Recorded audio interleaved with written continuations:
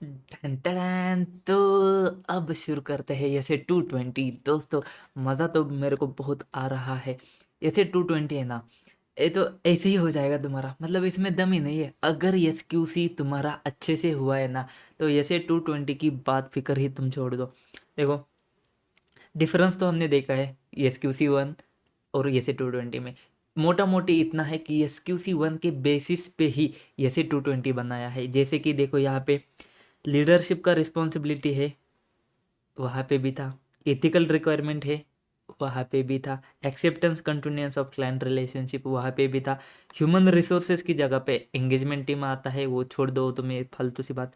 Engagement performance वहाँ पे भी था। मॉनिटरिंग भी वहाँ पे भी था। सब कुछ तो वैसा का वैसा कॉपी पेस्ट है, तो फिर यहाँ पे आया क्यों है ये? वो जो है ना, वो सारे एंगेजमेंट के ऊपर आता है। जैसे कि रिव्यू के ऊपर आता है, ऑडिट के ऊपर आता है, एश्योरेंस एंगेजमेंट के ऊपर आता है, एंड और क्या था वो, रिलेटेड सर्विसेज के ऊपर भी आता है। लेकिन ये जो है ना, ये सिर्फ ऑडिट को फोकस करके सिर्फ इसको किया है। ऑडिट को मद्देनजर रखते हुए इस ऐसे को बनाया है। तो तो इसका जो है ना ऑब्जेक्टिव क्या है? Audit complies with PRL. PRL तो हर जगह पे आता है भाई। Audit report issued is appropriate in circumstances. क्या ये सेम है? अरे ये भी तो सेम है, सब कुछ तो सेम है। बस यहाँ पे एक बात बदल जाती है। यहाँ पे बात आती है कि एंगेजमेंट पार्टनर की रिस्पॉन्सिबिलिटी है। हर जगह पे, फर्म की जगह पे रिस्पॉन्सिबिलिटी किसकी आती है? एंगेजमेंट पार्टनर की रिस्पॉन्सिबिलिटी आती है। यहाँ पे बलि का बकरा बनाया जाएगा एंगेजमेंट पार्टनर को। Leadership responsibility of engagement partner की रिस्पॉन्सिबिलिटी है क्या? Overall quality of audit engagement. अभी यहाँ पे हर जगह पे ऑडिट एंगेजमेंट आएगा, क्योंकि बात ही ऑडिट की होती है। तो ऑडिट एंगेजमेंट की क्वालिटी की जिम्मेदारी किसकी है? Engagement partner. ये तो हमने वहाँ पे ही देखा था।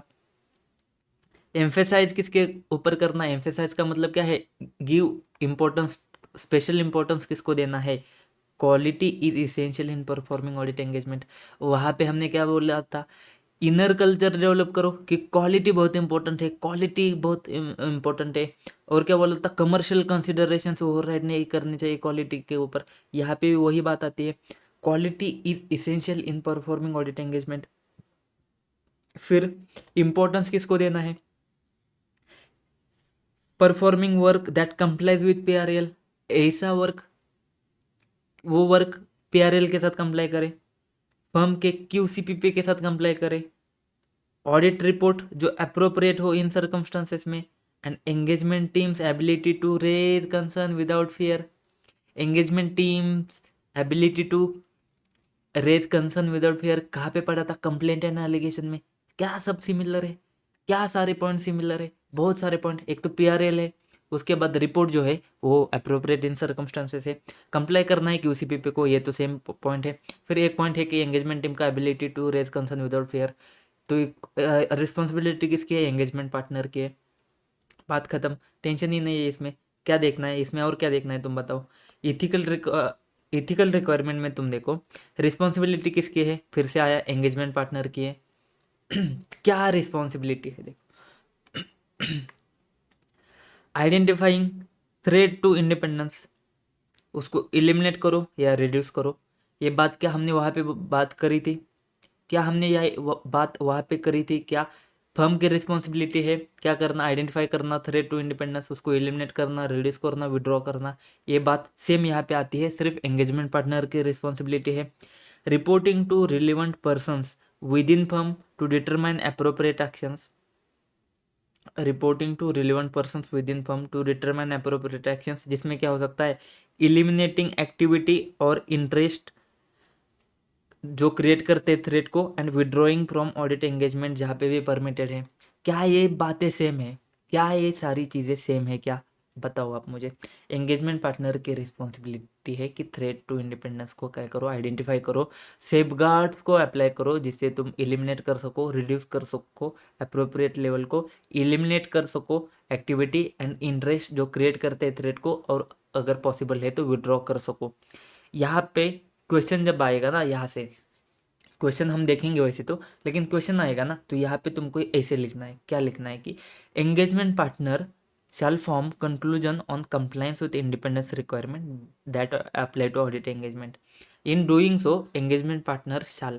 ठीक है, अब समझो बात, यहाँ पे सिर्फ थोड़ा सा ध्यान दे दो और किधर नहीं, ठीक है, एक दो जगह पे ध्यान देना है, मैं बताऊंगा, यहाँ पे ध्यान दे दो। Obtain relevant information from firm and where applicable network firm. Network firm क्या है हम आगे जाके देखेंगे। Obtain relevant information from the firm, ठीक है, to identify and evaluate circumstances and relationship जो क्रिएट करते थ्रेड। तो यहाँ पे ना फर्म की जगह किसकी जिम्मेदारी है इन्फॉर्मेशन लेने की? इन्फॉर्मेशन की जिम्मेदारी किसकी है? एंगेजमेंट पार्टनर के। तो यहाँ पे ऑडिट के केस में एंगेजमेंट पार्टनर फर्म से इंफॉर्मेशन ले रहा है, तुम समझ रहे हो? एंगेजमेंट पार्टनर फर्म से इंफॉर्मेशन ले रहा है। Obtain relevant information from the firm where applicable network firm, तो वहाँ से इन्फॉर्मेशन लिया, फिर इवेल्युएट करेगा। तो यहाँ पे तो हमने इन्फॉर्मेशन तो ले लिया, फिर उस इन्फॉर्मेशन को इवेल्युएट करेगा। Evaluate information on identified breaches, तो यहाँ पे ऊपर हमने बात करी थी जो थ्रेट टू इंडिपेंडेंस की, वहाँ पे भी दो पॉइंट थे, एक थ्रेट टू इंडिपेंडेंस, दूसरा आइडेंटिफाई ब्रीचेस। अभी ये जो ब्रीचेस आइडेंटिफाइड हुए हैं, आइडेंटिफाइड ब्रीचेस जो है ना, उसके ऊपर जो इन्फॉर्मेशन है वो भी तुमने लेनी है, उसके ऊपर भी तुमने देखना है। एंड एंड में तुमने सिंपल सी बात करनी है, take appropriate action to eliminate such threats. या तो इलिमिनेट करोगे, रिड्यूस करोगे, या फिर विड्रॉ करोगे। एंड एंगेजमेंट पार्टनर प्रॉम्प्टली क्या करेगा? रिपोर्ट करेगा फर्म को any inability to resolve appropriate action. तो बात क्या आती है, सिंपल सी बात है, थ्रेट टू इंडिपेंडेंस जो भी है ना, उसके रिलेटेड सर्कमस्टांसेस या रिलेशनशिप जो भी है ना, उसको आइडेंटिफाई करना है। तो उसको आइडेंटिफाई करने के लिए तुम क्या करो, फर्म से इंफॉर्मेशन ले लो। एक तो बात ये आती है। दूसरी बात आती है आइडेंटिफाइड ब्रीचेस के बारे में जो इन्फॉर्मेशन तुमको मिलते हैं उसके ऊपर तुम क्या करो, इवेल्युएट करो। एंड तीसरी बात आती है कि तुमने अप्रोप्रिएट एक्शन लेना है टू क्या, इलिमिनेट करो, या तो रिड्यूस करो, या तो विड्रॉ करो। तीन चीज़ें same to same. And engagement partner से अगर कुछ होता नहीं है, अगर तुम कुछ कर नहीं पाते हो, तो क्या करो, प्रॉम्प्टली जाके बता दो, फर्म को जाके बता दो कि तुम इसको नहीं कर सकते हो सॉल्व। इतनी सी बात आती है और इस पॉइंट को ऐसे ही तुमको लिखना है। फिर से एक बार रीड करते हैं। Obtain relevant information from the firm and जहाँ पे भी एप्लीकेबल है network firm to identify and evaluate circumstances and relationship that create threat to independence. Same बात आती है, evaluate information on identified breaches if any of firm's independence PNP to determine whether they create threat to independence for audit engagement and take appropriate actions to eliminate such threats if or reduce them to an acceptable level by applying safeguards, or if considered appropriate to withdraw from audit engagement where withdrawal is permitted by laws and regulations. The engagement partner shall promptly report to the firm any inability to resolve the matter for appropriate action. ठीक है, ये बात आती है। तो सबसे पहले information obtain करो, उसके बाद क्या करो, आइडेंटिफाई इन्फॉर्मेशन ऑब्टेन करो, किससे? फर्म से इन्फॉर्मेशन ऑब्टेन करो, क्योंकि तुमको सर्कमस्टांसेस एंड रिलेशनशिप को फाइंड करने हैं जो क्रिएट करते हैं थ्रेट टू इंडिपेंडेंस। फिर आइडेंटिफाइड ब्रीचेस के ऊपर जो इन्फॉर्मेशन आती है उसको इवेल्युएट करो, एक्शन ले लो, क्या? इलिमिनेट करो, विड्रॉ करो, या फिर रिड्यूस करो। और अगर तुमसे नहीं हो पाता है तो फर्म को बता दो। इतनी सी बात है। ए पॉइंट क्वेश्चन में आएगा, ए पॉइंट आंसर में तुमको ऐसे ही दिखेंगे। बाकी सब तो अभी हो गया, ये सब इंपॉर्टेंट पॉइंट हो गया। फिर एक्सेप्टेंस एंड कंटिन्यूअस, ये तो सेम ही बात है। क्या? इंटीग्रिटी ऑफ क्लाइंट, तुम्हारा कॉम्पिटेंस, फर्म का कॉम्पिटेंस जिसमें कैपेबिलिटी, टाइम, रिसोर्सेस आ जाता है। उसके बाद में क्या? इथिकल रिक्वायरमेंट का कंप्लायंस, इथिकल रिक्वायरमेंट का कंप्लायंस एंड कुछ कुछ था क्या, सिग्निफिकेंट मैटर, किधर कंटिन्यू या प्रीवियस, क्या था वो, करंट और प्रीवियस ऑडिट एंगेजमेंट में जो भी आते हैं और उसकी इम्प्लीकेशन। सेम पॉइंट है क्या? सेम पॉइंट है, ठीक है। उसके बाद assignment of engagement team, human resources तो यहाँ से निकल ही गया। सिर्फ यहाँ पे इतना पढ़ो कि it should be insured by engagement partner that engagement team and any other auditors expert जो है ना, वो have collectively have appropriate competence and capability to perform engagement, जो PRL के साथ कंप्लाई करेगा, ठीक है। इतनी सी बात है। इंपॉर्टेंट बात आ जाती है फिर से, एंगेजमेंट परफॉर्मेंस, ठीक है। मैंने बात करी थी, आपको एक चीज़ समझाई थी, किधर गया किधर गया किधर गया, ये है क्या? हाँ ठीक है, यहाँ पे मैंने बोला था कि सीनियर रिव्यू करेगा टीम का, जूनियर का, तो क्या ऑडिट रिव्यू है। फिर उसके बाद में हमने और क्या देखा था कि बाहर का पर्सन आके रिव्यू करेगा, बाहर का एंगेजमेंट पार्टनर या फिर तुम्हारे ही फर्म का दूसरा बंदा आके EQCR करेगा, एंगेजमेंट क्वालिटी कंट्रोल रिव्यू करेगा। और एक बात बोली थी कि एंगेजमेंट पार्टनर भी तुम्हारे सीनियर का रिव्यू करेगा, तुम्हारे काम का रिव्यू करेगा। ये हमने बोला था ऐसे 220 में डिस्कस करेंगे। यहाँ पे आओ अभी वापस, यहाँ पे हम डिस्कस करेंगे हवन करेंगे कि यहाँ पे हम क्या डिस्कस करेंगे। देखो इतनी सी बात है कि एंगेजमेंट पार्टनर का रिस्पॉन्सिबिलिटी है। देखो अभी एंगेजमेंट पार्टनर का रिस्पॉन्सिबिलिटी क्या क्या है। सबसे पहले हमने बात करी थी कि PRL के बारे में बात करी थी। तो PRL के बारे में डायरेक्शन, सुपरविजन एंड परफॉर्मेंस हो, ये जिम्मेदारी किसकी है। जिम्मेदारी तो एंगेजमेंट पार्टनर की होगी। PRL के हिसाब से काम कौन करेगा, ऑडिट एंगेजमेंट टीम करेगी, लेकिन जिम्मेदारी किसकी होगी। तो direction, supervision and performance of audit engagement की जिम्मेदारी किसकी है, एंगेजमेंट पार्टनर की रिस्पॉन्सिबिलिटी है। एक बात आती है। फिर हमने हर जगह पे बात करी थी कंसल्टेशन की। कंसल्टेशन होना चाहिए, बड़े बड़े मैटर पे बड़े बड़े लोगों की सलाह होनी चाहिए। तो अब बड़े बड़े मैटर पे बड़े बड़े लोगों की सलाह ऑडिट टीम ले ले, इसकी जिम्मेदारी किसकी है, ये किसने इंश्योर करना है। तो एंगेजमेंट टीम ने कंसल्टेशन लिया है डिफिकल्ट और कंटेंशियस मैटर पे। कंटेंशियस क्या है, विवादास्पद, मतलब क्या, जो लड़ाई झगड़े कर सकते, मतलब जिसमें तुम्हारा मतभेद हो, अगर ऐसे कुछ मैटर होते डिफिकल्ट है, कॉम्प्लेक्स है, तो उसके ऊपर कंसल्टेशन लेना है। उसके ऊपर एंगेजमेंट टीम कंसल्टेशन ले ले, इसकी जिम्मेदारी किसकी है, एंगेजमेंट पार्टनर की है। और ये विद इन फर्म हो सकता है, आउटसाइड फर्म हो सकता है, जो कंसल्टेशन है। फिर उसके बाद में तुम आखिरी में जाके क्या करोगे, तुम आखिरी में जाके ऑडिट रिपोर्ट को इशू करोगे। लेकिन ऑडिट रिपोर्ट को इशू करने से पहले उसका डॉक्यूमेंटेशन को रिव्यू करना तुम्हारी जिम्मेदारी है कि नहीं है। ऑडिट रिपोर्ट तुम साइन करोगे, उसके पहले तुमने देखना है क्या साई ऑब्टेन हुआ है। क्या साई क्या है हम आगे जाके समझेंगे। सफिशिएंट अप्रोप्रिएट ऑडिट एविडेंस, ये तो तुमको पता होगा, अगर नहीं पता है फिर भी आगे जाके सब समझेंगे। तो सही ऑप्टेन हुआ है क्या, मतलब एविडेंस ऑप्टेन हुआ है क्या, एविडेंस ऑप्टेन हुआ है, डॉक्यूमेंटेशन ठीक से हुआ है, डॉक्यूमेंटेशन सारा चेक करने के बाद ही तुम रिपोर्ट इशू करोगे। और वो रिपोर्ट है ना, वो अप्रोप्रिएट होना चाहिए सर्कमस्टांसेस में। तो यहाँ पे जब रिव्यू करेगा ना, तुम देखो तुम साइन करने वाले हो, तुम साइन कर रहे हो, इसमें तुम्हारी जिम्मेदारी क्या है। सबसे पहले देखो, सबसे पहले PRL के हिसाब से काम होना चाहिए था। तो PRL के हिसाब से काम हो जाए, ये जिम्मेदारी एंगेजमेंट पार्टनर की है। उसके बाद में तुम और थोड़ा अंदर आए, तुमको समझा कि डिफिकल्ट कंटेंशियस मैटर है ना, इसके ऊपर कंसल्टेशन लेना है किसने, एंगेजमेंट टीम में। तो उसकी जिम्मेदारी भी आ गई तुम्हारे पास। फिर अल्टीमेटली तुमको रिपोर्ट साइन करने बैठ गए। साइन करने से पहले एक बार देखो कि डॉक्यूमेंटेशन कैसा है। साइन करने से पहले देखो डॉक्यूमेंटेशन कैसा है। साइन करने से पहले देखो कि क्या तुमको सही मिला है, क्या तुम्हारे एंगेजमेंट टीम को सफिशिएंट अप्रोप्रिएट ऑडिट एविडेंस है क्या, और जो तुम रिपोर्ट दे रहे हो वो अप्रोप्रिएट है क्या सर्कमस्टांसेस में। इतनी सी बात आती है जब तुम्हारा एंगेजमेंट पार्टनर साइन करने बैठ जाता है, जब वो रिव्यू करने बैठ जाता है। लेकिन यहाँ पे भी EQCR आता है, यहाँ पे ऑडिट एंगेजमेंट की बात हो रही है। CA का सबसे इंपॉर्टेंट काम क्या है, ऑडिट, ऑडिट। तो वहाँ पे हमने देखा सभी एंगेजमेंट के लिए वो भी यहाँ पे एप्लीकेबल है, हाँ एप्लीकेबल है। लेकिन यहाँ पे ऑडिट का भी अलग उन्होंने दिया है। क्या दिया है, बोले कि एंगेजमेंट पार्टनर का रिस्पॉन्सिबिलिटी है किसका, रिव्यू जो है ना वो परफॉर्म होना चाहिए।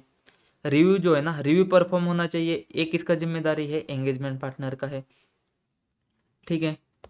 तो लिस्टेड एंटिटी के केस में एंगेजमेंट पार्टनर ने क्या करना है, ठीक है, किसके केस में, लिस्टेड कंपनी के केस में उसने देखना है क्या EQCRR हैज़ बीन अपॉइंटेड, क्या EQCRR को अपॉइंट हुआ है, क्या EQCRR अपॉइंट किया है क्या। फिर उसके साथ क्या करो, सिग्निफिकेंट मैटर तुमने डिस्कस करने ही करने हैं। किसके साथ, EQCRR, किसकी बात हो रही है, एंगेजमेंट, किसकी, ऑडिट एंगेजमेंट लिस्टेड कंपनी की बात हो रही है। एंगेजमेंट पार्टनर की रिस्पॉन्सिबिलिटी है सबसे पहले EQCRR को क्या करो, अपॉइंट करो। जिम्मेदारी किसकी है, अपॉइंट हुआ है कि नहीं, एंगेजमेंट पार्टनर की है। सिग्निफिकेंट मैटर तुमने उसके साथ डिस्कस करने ही करने हैं, तुमने उसके साथ सिग्निफिकेंट मैटर डिस्कस करने ही करने हैं। और एक बात आती है कि ऑडिट रिपोर्ट तब तक मत इशू कर जब तक EQCR कंप्लीट नहीं होता है। समझा क्या, एंगेजमेंट पार्टनर ने बोला उसकी रिस्पॉन्सिबिलिटी क्या है, EQCR होना चाहिए। EQCR होने के लिए EQCRR को अपॉइंट करना है, उसके साथ सिग्निफिकेंट मैटर को डिस्कस करना है, और ऑडिट रिपोर्ट तब तक साइन नहीं करना है जब तक कि EQCR कंप्लीट नहीं होता है। मतलब EQCR यहाँ पे बहुत इंपॉर्टेंस दिया गया है ये 3 बातों को लेके। तो अभी EQCRR का जिम्मेदारी क्या बनता है मुझे बताओ। EQCRR ने क्या करना है, देखो एंगेजमेंट पार्टनर ने इसके साथ डिस्कस किया सिग्निफिकेंट मैटर, तो ये भी काम उसका ही हो गया ना। उसने इसके साथ डिस्कस किया या फिर इसने उसके साथ डिस्कस किया, काम तो हो गया ना उसका। क्या काम था, discuss significant matter with engagement partner. तो उसको बोल दिया कि तू डिस्कस कर इसके साथ, इसको भी बोल दिया कि तू भी डिस्कस करो उसके साथ। क्या करना है, सिग्निफिकेंट मैटर। तो बड़े बड़े मैटर जहाँ पे भी दिक्कत आती है, सिग्निफिकेंट मैटर यहाँ पे डिस्कस होने ही होने हैं। तो बड़े बड़े मैटर तो डिस्कस करे हैं। अबे यहाँ पे क्या था, वो जो फाइनेंशियल स्टेटमेंट है ना, एफएस है ना, उसका रिव्यू करेगा EQCR, और साथ में ऑडिट रिपोर्ट जो प्रपोज्ड ऑडिट रिपोर्ट है। प्रपोज्ड ऑडिट रिपोर्ट मतलब क्या, प्रपोज्ड है वो, मतलब फाइनल नहीं है। मतलब एंगेजमेंट पार्टनर लेके आया है EQCRR के पास, उस पर साइन नहीं किया है। साइन कैसे करेगा, जब तक EQCR कंप्लीट होता ही नहीं तब तक साइन कर ही नहीं सकता है। तो वो क्या करेगा, ओपिनियन पूरा ड्राफ्ट बनाएगा। वो ड्राफ्ट है ना, सॉरी वो जो ड्राफ्ट है ना, वो ड्राफ्ट के हिसाब से EQCRR चेक करेगा कि ये जो है ना ये सही है क्या। मतलब क्या, तुम्हारा जो ओपिनियन गया है वो ओपिनियन उसके हिसाब से है क्या, मतलब जो एक्चुअल डॉक्यूमेंटेशन है उसके हिसाब से ओपिनियन गया है क्या। क्या ऐसा तो नहीं है कि तुम्हारा जाना चाहिए था मॉडिफाइड ओपिनियन लेकिन गया है अनमॉडिफाइड ओपिनियन। ये सारी चीज़ें कौन देखेगा, EQCRR देखेगा, ठीक है। फिर उसके बाद में सिग्निफिकेंट जजमेंट्स एंगेजमेंट टीम ने बनाए हैं। एक कब देखेगा, review of audit documentation relating to, उसका डॉक्यूमेंटेशन देखेगा जहाँ पे सिग्निफिकेंट जजमेंट बनाए हैं। एंड उसके बाद कंक्लूजन्स रीच जो किए है ना ऑडिट रिपोर्ट को बनाते समय, वो कंक्लूजन्स देखेगा, और साथ में ये भी देखेगा कि जो प्रपोज्ड ऑडिट रिपोर्ट है वो अप्रोप्रिएट है क्या। मतलब क्या, वहाँ पे क्या कर रहा था वहाँ पे जो कर रहा था ना वो चीज़ यहाँ पे नहीं हो रही है। क्यों नहीं हो रही है, यहाँ पे देखो, यहाँ पे बात को समझो। यहाँ पे ऑडिट है, ठीक है, तो अभी लिस्टेड कंपनी की बात नहीं कर रहे। अभी हम क्या कर रहे हैं, हम बात कर रहे हैं कि यहाँ पे EQCRR जो है ना वो अ, अपना एंगेजमेंट क्वालिटी कंट्रोल रिव्यू करने जा रहा है। तो सबसे पहले वो क्या करेगा, जो एंगेजमेंट पार्टनर ने इसके साथ डिस्कस करने थे सिग्निफिकेंट मैटर, ये भी उसके साथ डिस्कस करेगा। ये तो काम सेम सेम हुआ। यहाँ पे उसको क्या देखना है कि ऑडिट रिपोर्ट जो है ना प्रपोज किया हुआ वो सही है क्या। वो ऑडिट रिपोर्ट तब मैच करेगा जब वो एफएस को रिव्यू करेगा। तो review of FS and propose audit report, ये दो चीज़ें उसने देख ली। अभी इसी ऑडिट रिपोर्ट के बेसिस पे उसको क्या करना पड़ेगा, उसने देखना है कि जो कंक्लूजन रीच किए हैं ऑडिट रिपोर्ट बनाने के लिए वो सही है क्या, एंड ये जो प्रपोज ऑडिट रिपोर्ट है वो अप्रोप्रिएट है क्या। और साथ में सिर्फ उसको एक देखना है कि रिव्यू करना है audit documentation relating to significant judgment का, ठीक है। इसके ऊपर एज इट इज़ लिखना है नहीं लिखना है पता नहीं, ऐसा क्वेश्चन आया नहीं है, मतलब ऐसा क्वेश्चन नहीं बनेगा डायरेक्टली, लेकिन यहाँ पे कन्फ्यूजन बहुत हो जाएगा। ये कन्फ्यूजन हमारा क्वेश्चन बैंक में क्लियर हो जाएगा, क्वेश्चन बुक में हमारा क्लियर हो जाएगा कि इसके ऊपर क्वेश्चन कैसे आते हैं और इसके ऊपर लिखना कैसे है, ठीक है। फिर से एक बार मैं बताता हूँ, वहाँ पे जो EQCR आता है वहाँ पे लिस्टेड कंपनी की बात होती है। वहाँ पे लिस्टेड कंपनी की बात कहाँ पे SQC में क्या होती है, सबसे पहले वर्क होता है, वर्किंग पेपर, उसका कंक्लूजन, उसका डॉक्यूमेंटेशन आता है। फिर सिग्निफिकेंट मैटर की जगह रिस्क आता है, क्योंकि मैटर जाता है कम्युनिकेट करने मैनेजमेंट एंड TCWG को। सिग्निफिकेंट रिस्क आता है, सिग्निफिकेंट रिस्क आता है तो रिस्पॉन्स भी आता है, उसके ऊपर कंसल्टेशन आता है, कंसल्टेशन का कंक्लूजन आता है, सिग्निफिकेंट रिस्क की वजह से जजमेंट भी आता है। और फिर ऑडिट रिपोर्ट अप्रोप्रिएट है क्या देखना पड़ता है। साथ में एक पॉइंट आता है engagement teams evaluation of firm's independence. फिर उसके साथ में तुम क्या देखते हो, और एक चीज़ जो हम भूल जाते हैं, uncorrected and undetect corrected and uncorrected misstatement, उसका सिग्निफिकेंस एंड डिस्पोजिशन। ये लिस्टेड कंपनी के बारे में बात होती है।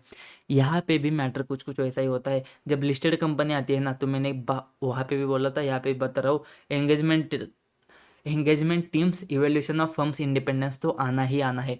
Engagement teams evaluation of firm's independence ये तो आता ही आता है। फिर कंसल्टेशन की बात वहाँ पे भी हुई थी, वहाँ यहाँ पे भी हो रही है। कंक्लूजन की बात यहाँ पे भी हो रही है, वहाँ पे भी हो रही थी। फिर डॉक्यूमेंटेशन जो है ना वो रिफ्लेक्ट होना चाहिए वर्क परफॉर्म, तो वर्क की बात वहाँ पे भी हुई थी, यहाँ पे भी हुई थी। सिग्निफिकेंट जजमेंट की बात वहाँ पे हुई थी, यहाँ पे हो रही है। कंक्लूजन की बात यहाँ पे हो रही है, वहाँ पे हो रही है। तो जो लिस्टेड कंपनी का है ना, अगर तुम थोड़ा दिमाग लगाओगे तो ऑलमोस्ट सेम ही है। तो यहाँ पे सिर्फ सिग्निफिकेंट रिस्क की बात नहीं हुई है, सिग्निफिकेंट रिस्क और उसके रिस्पॉन्स की बात नहीं हो रही है। अनकरेक्टेड एंड करेक्टेड मिसस्टेटमेंट के डिस्पोजिशन एंड सिग्निफिकेंस की बात नहीं हो रही है। तो कंसल्टेशन तो आ गया, सिग्निफिकेंट जजमेंट आ गया, वर्क परफॉर्म्ड आ गया, उसका डॉक्यूमेंटेशन आ गया, कंक्लूजन आ गया, कंसल्टेशन आ गया, सब कुछ तो आ गया। सिर्फ जो ऊपर है ना, ऊपर ऊपर के बारे में यहाँ पे तुमने देखो सिग्निफिकेंट मैटर है, वो वहाँ से पॉइंट आ गया कि एंगेजमेंट पार्टनर डिस्कस करेगा, AQCRR भी डिस्कस करेगा उसके साथ में। फिर उसको ऑडिट रिपोर्ट को देखना पड़ेगा, रिपोर्ट को देखेगा, FS को भी देखना पड़ेगा। फिर रिपोर्ट जो है ना वो अप्रोप्रिएट है क्या देखना पड़ेगा, कंक्लूजन जो आए वो अप्रोप्रिएट है क्या, और फिर देखो कि सिग्निफिकेंट जजमेंट बनाए हैं। तो review audit documentation relating to significant judgment, ठीक है, इतनी सी बात आती है। उसके बाद में डॉक्यूमेंटेशन में कुछ दम नहीं है। एंगेजमेंट पार्टनर क्या डॉक्यूमेंट करेगा, सिंपल सी बात है, अगर इथिकल रिक्वायरमेंट में कुछ इशू आते हैं तो उसको डॉक्यूमेंट करेगा और उसको कैसे रिजॉल्व किया वो डॉक्यूमेंट करेगा। एंगेजमेंट पार्टनर क्या इथिकल रिक्वायरमेंट, उसके इश्यूज, उसको कैसे रिजॉल्व किया। इथिकल रिक्वायरमेंट के अंदर एक पॉइंट था इंडिपेंडेंस रिक्वायरमेंट का, उसको कंप्लाई किया क्या इंडिपेंडेंस रिक्वायरमेंट को, उसका उसको भी वो क्या करेगा, डॉक्यूमेंट करेगा। फिर acceptance and continuance of client relationship and audit engagement जो था उसके कंक्लूजन्स जो आते हैं उसको भी डॉक्यूमेंट करेगा, एंड कंसल्टेशंस। तो यहाँ पे तुम्हारे जो 3 हेड पॉइंट है, कौन से 2 हेड पॉइंट है, इथिकल रिक्वायरमेंट आता है उसको डॉक्यूमेंट करेगा, उसमें इश्यूज क्या थे रिजॉल्व कैसे किया। उसके अंदर इंडिपेंडेंस आता है उसको भी तुम डॉक्यूमेंट करोगे। एक्सेप्टेंस एंड कंटिन्यूएंस आता है उसके कंक्लूजन को भी डॉक्यूमेंट करोगे। और कंसल्टेशन वाला एक पॉइंट जो आता है उसका nature, scope and conclusion document करोगे, क्योंकि ये हर जगह पे आता है। तो यहाँ पे एंगेजमेंट पार्टनर इसको डॉक्यूमेंट करेगा। AQCRR क्या डॉक्यूमेंट करेगा, वही 3 चीज़ें, कौन सी, प्रोसीजर्स जो चाहिए पॉलिसी के हिसाब से उसको परफॉर्म किया है, वो ऐसे किसी मैटर से उसका कुछ तकल्लुफ नहीं है, ऐसे किसी मैटर से वो अवेयर नहीं है जो अनरिजॉल्व है, जो cause him to believe that क्या कंक्लूजन्स जो एंगेजमेंट टीम ने बनाए हैं वो अप्रोप्रिएट नहीं है। और तीसरी चीज़ ये जो AQCR है उस ऑडिट रिपोर्ट से पहले ख़त्म हुआ है। यही 3 चीज़ें वहाँ पे हमने देखी थी, ये सेम 3 पॉइंट यहाँ पे है, ठीक है। तो AQCR क्या डॉक्यूमेंट करेगा, सबसे पहले प्रोसीजर्स जो परफॉर्म होने चाहिए थे वो हुए हैं। उसके बाद में क्या था, वो ऐसा किसी अनरिजॉल्व मैटर से अवेयर नहीं है। AQCRR is not aware of any unresolved matter जो उसको कॉज हिम टू बिलीव करता है कि एंगेजमेंट टीम के जजमेंट में गड़बड़ है, कंक्लूजन में गड़बड़ है, जो अप्रोप्रिएट नहीं है। और AQCR कंप्लीट हुआ है ऑन और before date of audit report, ठीक है। इतनी सी बात आती है एंगेजमेंट डॉक्यूमेंटेशन। एंगेजमेंट पार्टनर में क्या डॉक्यूमेंट करना है, इथिकल रिक्वायरमेंट, उसके इश्यूज, उसका इथिकल के बीच में क्या था, इंडिपेंडेंस था, तो इंडिपेंडेंस। फिर क्या था, एक्सेप्टेंस एंड कंटिन्यूअस उसके बारे में आया था, और एक कंक्लूजन कंसल्टेशन था उसके बारे में था। तो 4 पॉइंट उसके थे, 3 पॉइंट इसके है। डॉक्यूमेंटेशन खत्म हो गया, परफॉर्मेंस खत्म हो गया। अब आखिरी मॉनिटरिंग पॉइंट आता है, मॉनिटरिंग पॉइंट को पढ़ो, कुछ दम नहीं है इसमें। मॉनिटरिंग में सिर्फ इतनी सी बात आती है कि an effective QCS include monitoring process, जो हमने वहाँ पे देखा था, यहाँ पे तो कुछ नहीं है। उसमें तुमने क्या देखना है, रिलेवेंट, एडुकेट है, ऑपरेटिंग इफेक्टिवली है क्या नहीं है, और डिफिशेंसीज आ सकते हैं जो वहाँ पे हमने डिटेल में देखे है। ऐसे 220 देखो भाई, ऐसे एकदम कुछ है ही नहीं, मतलब देखो यहाँ पे लीडरशिप का रिस्पॉन्सिबिलिटी सेम पॉइंट थे, कुछ था ही नहीं। PRL था, QCPP था, audit report and raise without concern का पॉइंट था। फिर यहाँ पे सिर्फ बात थी, यहाँ पे क्या थी, ऑप्टेन इन्फॉर्मेशन फर्म से इन्फॉर्मेशन ले लो। का एथिकल रिक्वायरमेंट में क्या था, ऑप्टेन इन्फॉर्मेशन फर्म से इन्फॉर्मेशन ले लो। जहाँ पे थ्रेट क्रिएट होता है इवेल्यूएट करो इन्फॉर्मेशन को, जहाँ पे भी ब्रीचेस होता है एक्शन ले लो। क्या क्या करोगे, एलिमिनेट करोगे, रिड्यूस करोगे या फिर विड्रॉ करोगे। ठीक है, और नहीं होता है तो फर्म को बता दो। फिर एक्सेप्टेंस में वही 4 चीज़ें थी, क्या इंटीग्रिटी किसका, क्लाइंट का इंटीग्रिटी, तुम्हारा क्या कॉम्पिटेंस, फिर तुम्हारा इथिकल का रिक्वायरमेंट के साथ कंप्लायंस, और सिग्निफिकेंट मैटर होते हैं। फिर असाइनमेंट ऑफ एंगेजमेंट टीम में कुछ नहीं था। एंगेजमेंट परफॉर्मेंस में क्या था, एक रिव्यू करेगा। अगर तुम साइन करने बैठ जाते हो तो तुम सबसे पहले देखोगे पीआरएल का रिस्पॉन्सिबिलिटी तुम्हारा है, तुम साइन करोगे किसके ऊपर, ऑडिट रिपोर्ट के ऊपर। तो जो डॉक्यूमेंटेशन है वो सही से किया है क्या, सब सही ऑप्टेन किया है क्या, फिर तुम जाके देखोगे कि कंक्लूजन जो आते हैं और ऑडिट रिपोर्ट जो है वो अप्रोप्रिएट है क्या, ये चीज़ आती है। फिर EQCR आता है। EQCR में सबसे पहले तुम्हारा रिस्पॉन्सिबिलिटी क्या है, EQCR को अपॉइंट करना तुम्हारा रिस्पॉन्सिबिलिटी है। उसके साथ में क्या करो, तुम थोड़ा डिस्कस करो सिग्निफिकेंट मैटर, एंड उसके बाद में क्या करो, एक बात ध्यान रखो कि ऑडिट रिपोर्ट का डेट EQCR कंप्लीशन से पहले नहीं आना चाहिए। फिर EQCRR की जिम्मेदारी क्या आती है, EQCRR की जिम्मेदारी आती है जो इसने उसके साथ डिस्कस करना है वो उसने इसके साथ डिस्कस करना है, तो सिग्निफिकेंट मैटर तो डिस्कस हो ही जाएंगे। इसने देखना है कि ऑडिट रिपोर्ट सही से बना है क्या। ऑडिट रिपोर्ट के लिए उसको एफएस देखना पड़ेगा। रिव्यू करो एफएस को, ऑडिट रिपोर्ट को प्रपोज ऑडिट रिपोर्ट बोलेंगे यहाँ पे, क्योंकि साइन नहीं होगा जब तक तुम EQCR कंप्लीट नहीं करते हो।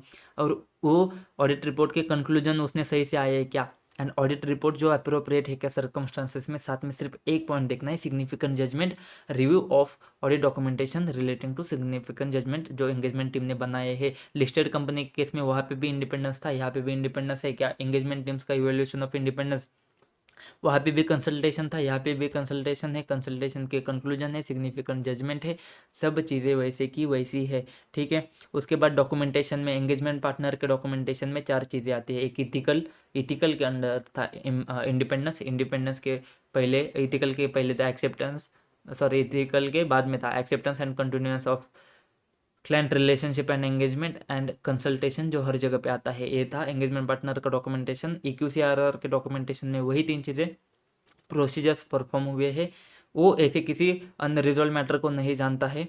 एंड तीसरी बात की ऑडिट रिपोर्ट खत्म होने से पहले EQCR खत्म हुआ है। ठीक है, उसके बाद मॉनिटरिंग का कुछ सीन नहीं था। यहाँ पे खत्म होता है दोस्तों हमारा SA 220 एकदम एकदम झकास झकास झकास तरीके से।